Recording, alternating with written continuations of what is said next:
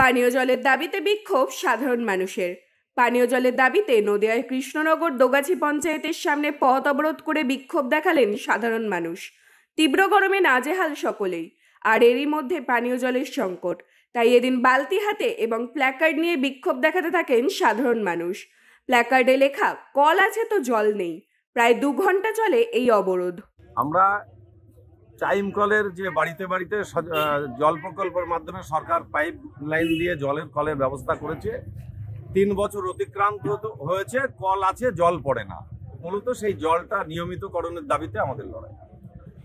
কতক্ষণ রাস্তা অবরোধ করবে? রাস্তা অবরোধ 2 ঘন্টা পার হয়ে গেছে, এখনো প্রশাসনিকভাবে কোনো আমরা আশ্বাস পাইনি। অবরোধ চলবে। আপনারা কি মানে এই অবরোধ করে কি ভাবছেন জল চলে আসবে? আমরা অবরোধ করে স্থানীয় প্রশাসনের কানে আওয়াজটাকে পৌঁছাতে চাই এবং আপনারা সংবাদ মাধ্যম তাদের মাধ্যম দিয়ে প্রশাসনের সর্বস্তরে খবরটা পৌঁছাক, এই গ্রামের মানুষের এই বিষয়টা সুরাহা হোক। এই জন্য আমরা অবরোধে আছি। আপনাদের কি মনে হচ্ছে, কি কারণে আপনারা জল পাচ্ছেন না? পরিকল্পনার অভাব, তদারকির অভাব। প্রশাসনিকভাবে ব্যবস্থা করব এটাই। পঞ্চায়েতে ট্যাক্স বাড়িয়ে দেওয়া হয়েছে, কিন্তু জল সংক্রান্ত বিষয়ে কোনো হেলদোল নেই।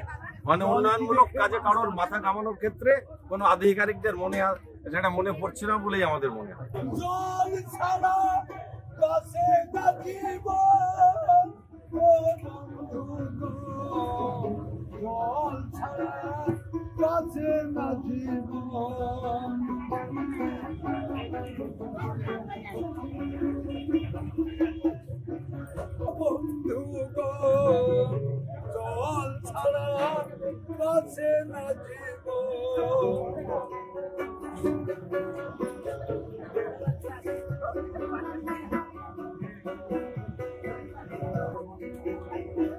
জল